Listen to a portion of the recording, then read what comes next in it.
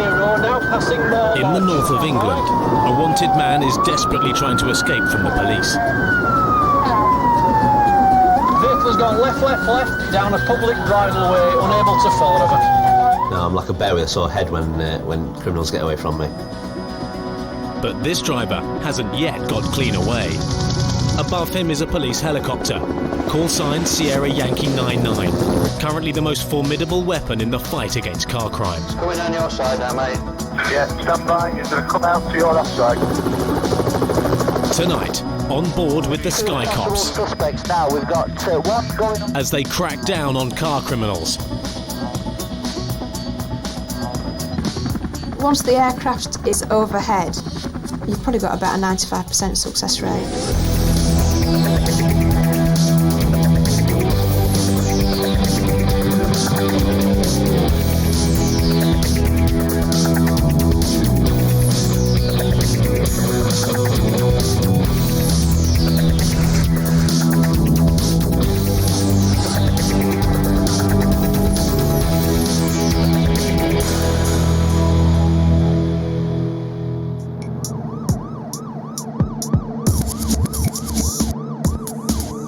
On the outskirts of Rotherham in South Yorkshire, police cars are again on the trail of the man who's recklessly driving a stolen 4x4. He's wanted for stealing copper cable and driving whilst disqualified. Going into Bedford. Coming to a T-junction just by that pylon. 99, it's a right onto Doncaster Road. And it's wrong side of the road, right turn. Yeah, express. It's a right, Doncaster Road. Traffic now possible where we're going to back in the direction of fuel bridge. Yeah, stand by. Yeah, no worries, I've got him. South Yorkshire's police helicopter costs more than £4 million. It has a top speed of over 150 miles an hour and a crew of 3, a civilian pilot and 2 police observers. Front observer's primary role is to use the camera systems on the aircraft to gain evidence. So it's basically a camera operator. 99 going down onto Doncaster Road from Edmonstone Road. The rear observer basically does everything else from a police perspective, taking the details over the radios, working out routes, how to get there. Passing a church on the near side. There's a lot of work to do, and sometimes if it's a spontaneous incident, something that happens with very little time to pre-plan, you've got a lot to do in a very sort of short space of time. It's coming on your side now, mate. Keep it wide for you. It is quite tiring, mentally tiring. On the ground, the police are again losing ground. This man is driving too fast, too dangerous. Time to go to High Mountain. I think it's High Mountain. Flying Yankee 99 today is Captain Glenn Blake. Previously I was working as a commercial pilot and instructor, doing various jobs, flying businessmen from A to B. Oh yeah! As a pilot you need to be careful not to get drawn too much into the actual job on the ground. Your job is there as a pilot. You can have a lot of things going on in the background, but your primary job is to fly the aircraft, and that's what you do. As the 4x4 goes off-road again, the helicopter crew know they've got a real fight on their hands. Yeah, I'm putting him on screen. Yeah, stand by. We have you.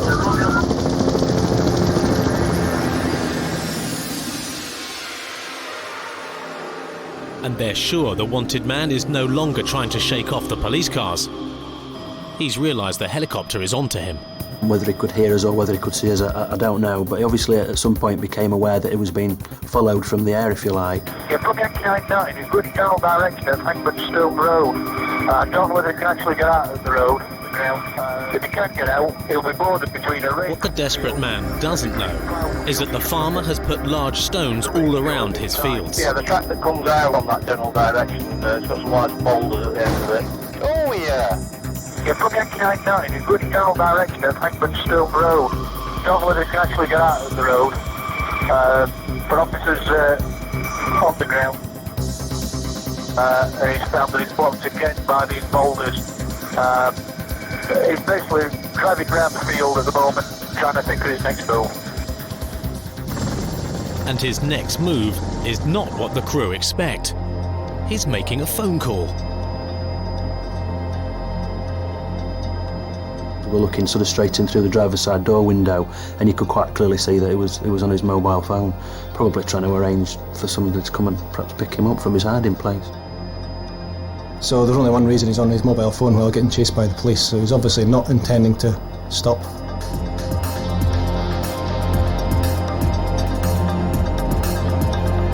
By driving across fields like this, the wanted man is confusing Yankee 99's crew. This is awkward, this one, you know. Map reading is more difficult.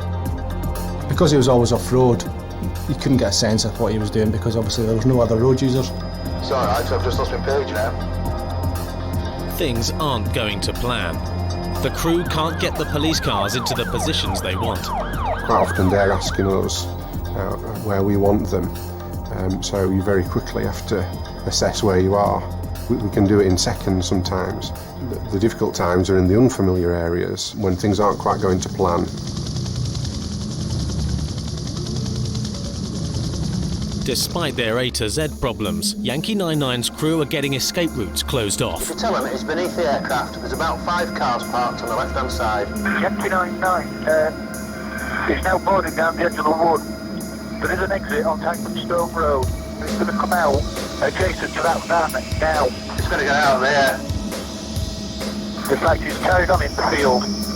The plan isn't working. Yeah, stand by.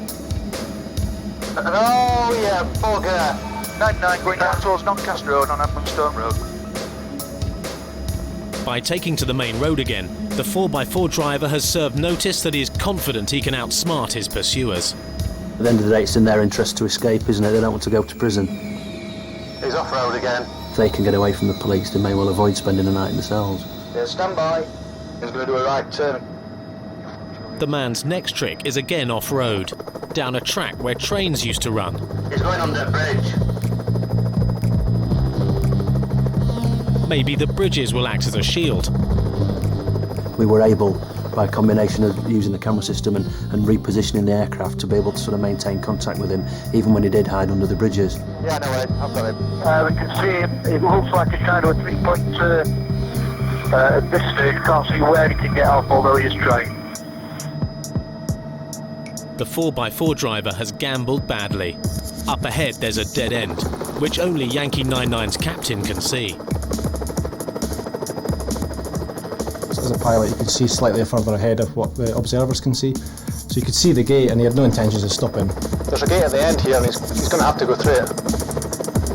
And he has. 99 has tried to force his way through a barrier. He's out. One out. White t-shirt. Male white. Skinhead. Just crossing the railway line under Durham Valley Parkway. I've lost him under the railway line. Okay, stand by.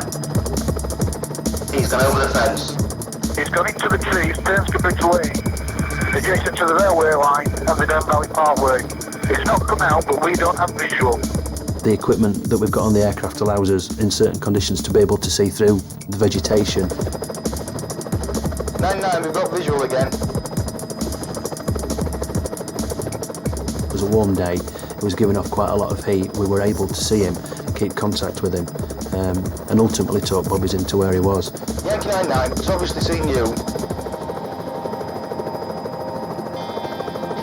He's come back out of the trees, he's now on the bank towards you.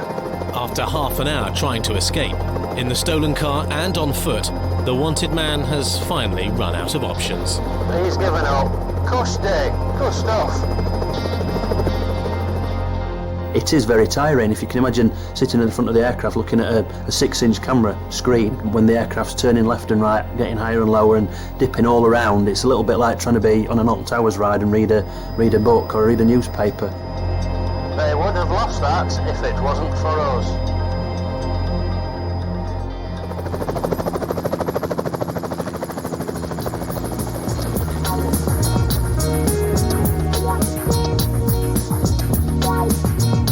Yankee 99 is based in Sheffield, at the city's small airport.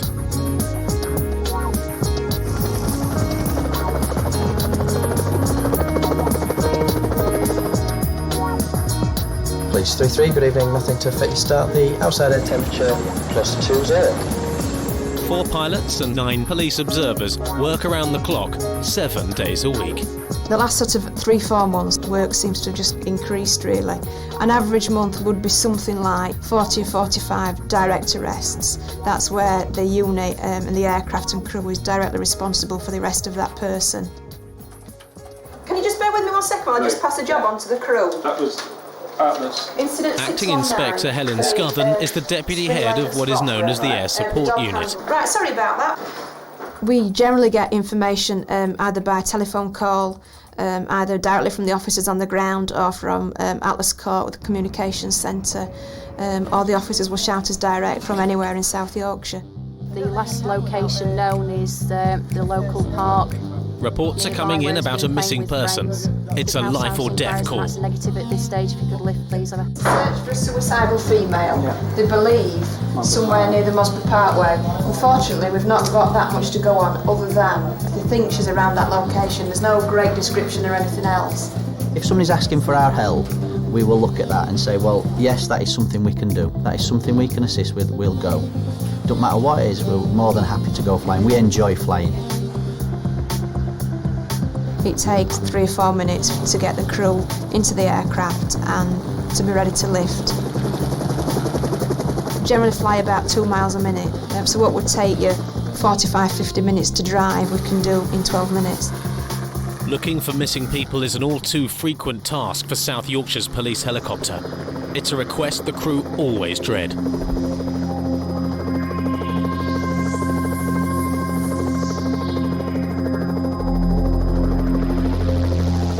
Right, there's the nature reserve type thing at 1 o'clock. Have we got any description? Have we got any We're just looking for a female. Nature reserve. There's a lot of people knocking about though. The stacks down there. Someone intends to do self-injury or self-harm to themselves. They're not going to tell everybody where they're going, or generally speaking, they don't tell everyone where they're going, so it's a very vague outlook. And unless someone's quite sharp and give us a good description, then we're looking for a needle in a haystack. The crew haven't much time. Yankee 99 is wanted elsewhere. Sierra Yankee 99, I appreciate you're already committed. We do have another priority incident. It's a fail to stop. It's a stolen car. It's a red Honda Civic. RPG are showing at this time. But the crew aren't prepared to abandon their search for the missing woman yet. There's always something that will dictate to you which way you need to go. Any life and death emergency will always come first. Is there any update, and likewise, is there any description of this female? We have got quite a lot of people walking around this area. We have no description. The information was very sparse, and I was quite negative, I'll be honest, in that respect. Obviously, we don't really know what we're looking for, other than a female. Helen Scothern is determined. She believes there's still a chance of finding their needle in a haystack. That's a young boy, isn't it, young kid? Yeah, Roger, what we have located is a female sat on her own, looking, I would say, very dejected.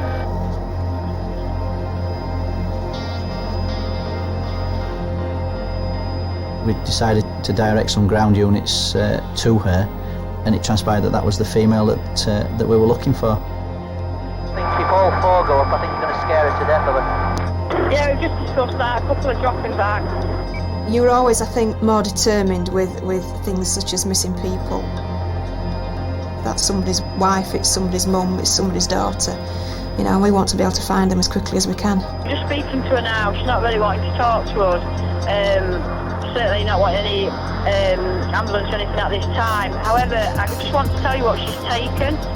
The ground units, no disrespect to them, but they wouldn't have found her. It would have taken perhaps all day, or certainly the whole of the morning to actually locate where she was.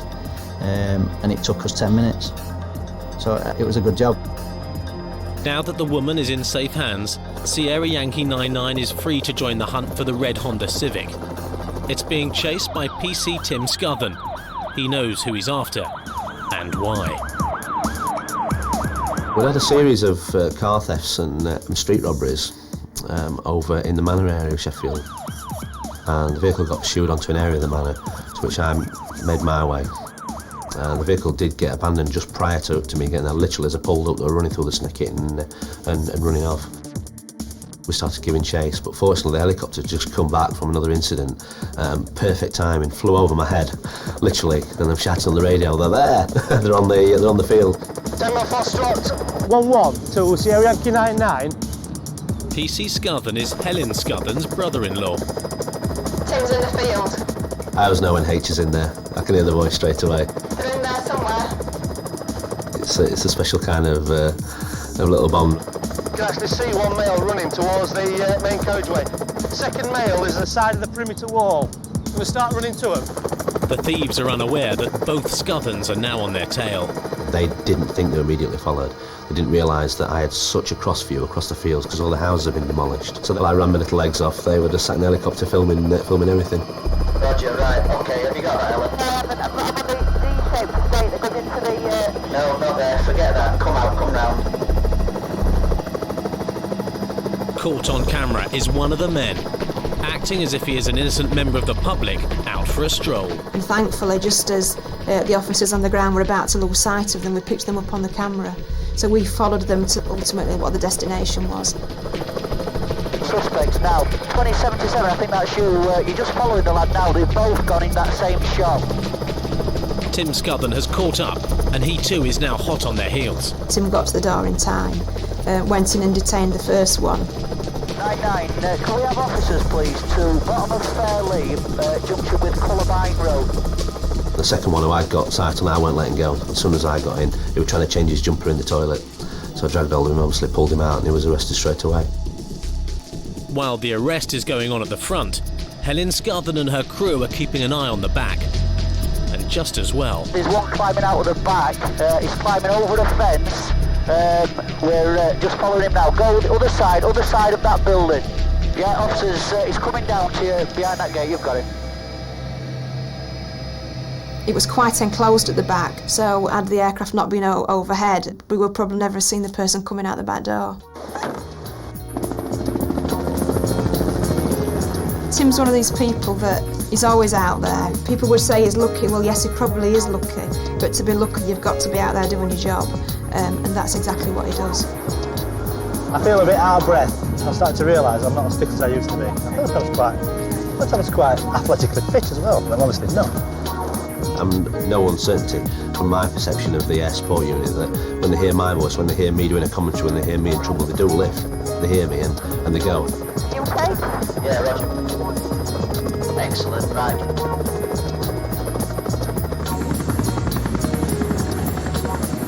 As Yankee 99 lands to refuel, PC Scothern has come to see his sister-in-law and take a look at the video of the chase across the fields and subsequent arrests. He's come bearing gifts. I told you I get into some trouble, didn't I? You always get us into trouble. Nothing changes. Saves you running anyway. I've got you a chocolate bar. Have you? Oh, my hero. Thank you. Cool. Every time I have an incident with the air support unit and they film, I need to look at the video first, because I mean it's quite important, because when you're racing across the street, again the helicopter gives a different perception of what you do. It's like a flipping a film setting, because there's no in there. There's a pair of steps that have all collapsed, and then there's a crappy toilets like scenes from Trainspotting. They were horrific. He's there out the back long. The air support, obviously, in that incident was the crux of catching those. So camera never lies, as they say. Please do 3 years final. I was knackered. Realise I've not been to gym for a bit. Hey, there you go, look. I'm jogging away. You're not jogging, you're walking. I'm jogging, well, walking now. Look, I'm jogging again, look. While the Scotherns consider the evidence, a call is coming in about a stolen car.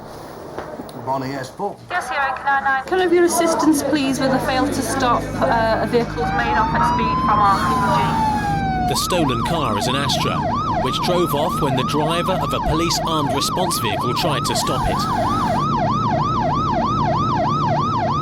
I've noticed this Astra, which it just needed to be stopped. The minute he saw us, he looked absolutely petrified. He looked at us and then looked away again, and as I've gone to turn around in a pub turning area, I've looked in the rear view and he's just gone. He's absolutely floored it. Yankee 99's crew are already on their way. Engaged, confirmed engine control switches, confirmed butterfly, confirmed, DEFX. Video's recording. The Astra is being driven by a man. Beside him is a woman. He's driving so fast and so furiously that PC Bort will have to back off. Never worth taking it to the nth degree. When the helicopter's above you, it's great because you can just ease off and you're not under as much pressure to keep up with it. 99 above, videoing and recording. No change, copy well, mate. We picked it up as it was heading back into Sheffield, and he at that point, is my guess, he didn't know we were there. We were quite high, he had his windows shut, he was just driving, he was concentrating on driving. And he kept on driving fast. We had nobody behind him, but he decided to keep on driving relatively fast. Yeah, 99, nothing dangerous at this stage, slightly excessive speed. Now west quadrant towards Hucklow Road, stand by. And he was always trying to get somewhere, but we had police cars coming from all directions, and he just wasn't going to stop unless he had to.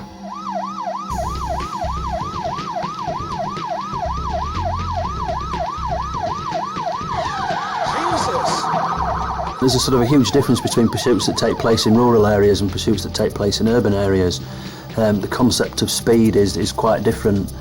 60 miles along a rural country road is far different to 60 miles an hour through a residential road with houses, children, parked cars and the likes.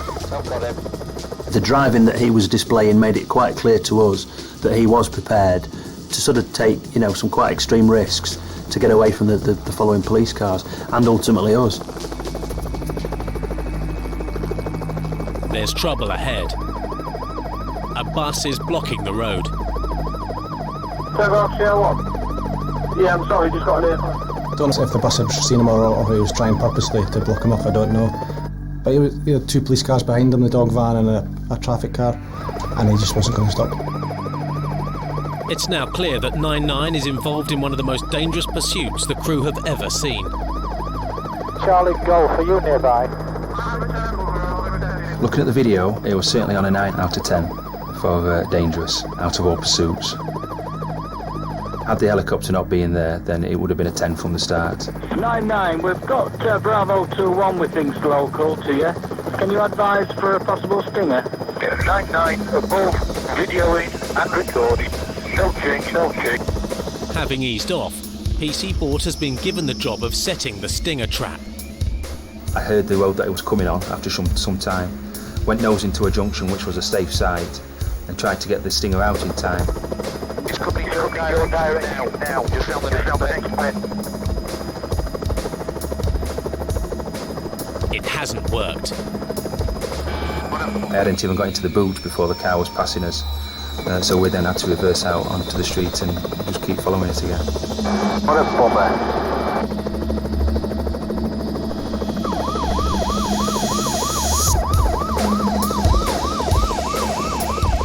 It tends to be the case nowadays that people know when the helicopter's above them. There's no getting away usually, but he just kept going and going. At no stage did I know why he was fleeing, why he wasn't stopping.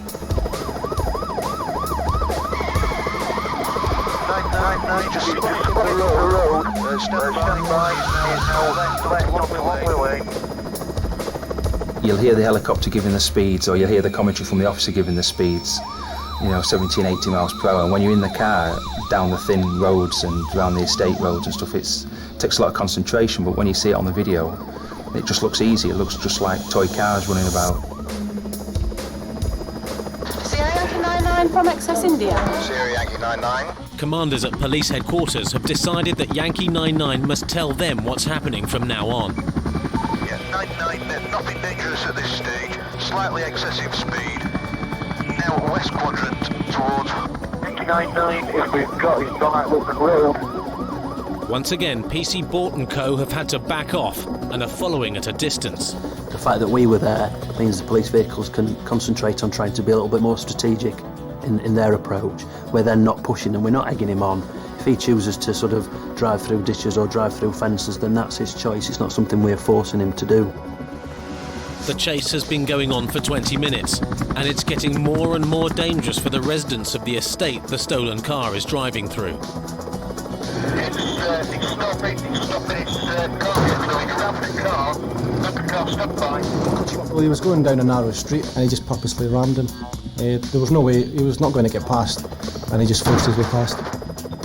So it then puts an onus on us really to try and, bring this man to a successful detention. We've got to get him in custody, get him off the road and hopefully stop him from driving like that.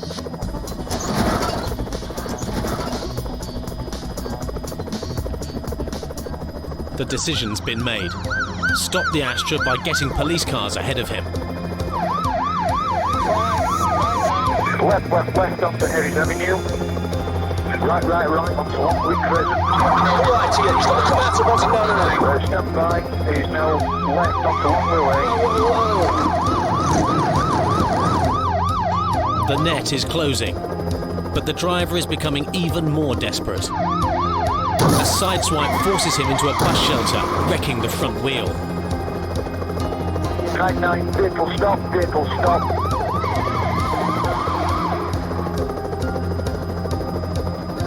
He's then been boxed in prior to the traffic lights. Both occupants have been detained.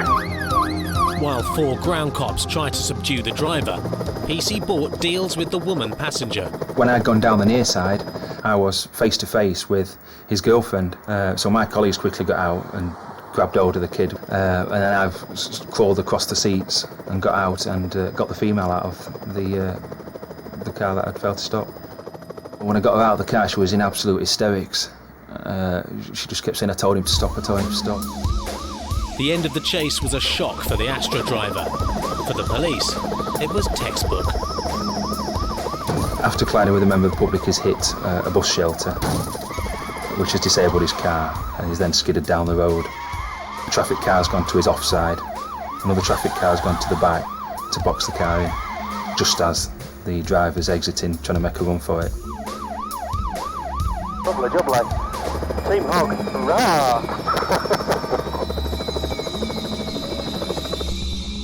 The thief's girlfriend is not the only hysterical person at the scene.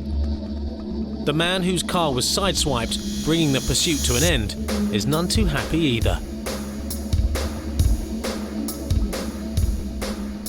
The driver of the vehicle whose wing mirror he clipped off also obviously decided that he wanted his 2 penn'orth worth, and it sort of came down to try and vent his spleen, if you like, at the offender as well. Where's going feet first? With his straps on. During the past 6 months, the police in South Yorkshire have recovered almost 1,900 stolen vehicles and arrested 501 disqualified drivers. In the 4 years I've been in air support, the number of pursuits has declined greatly. Yeah, the track that comes out, it's got some large boulders. And I think part of that is because of air support. 9, vehicle stop. Car crime still occurs, cars are still stolen, but the frequency is definitely reduced. 1 out, white t-shirt, male white, skinhead. Track 9, vehicle stop. Occupants have been detained. The driver of the white Astra got 3 months, with an additional 2-year driving ban. The man arrested by PC Tim Scothern in the deserted house got 12 months. And the 4x4 driver got 12 months for driving while disqualified and dangerous driving. I think you question all your service really. From being a young beat officer, you wonder why sometimes people do what they do and why they do it.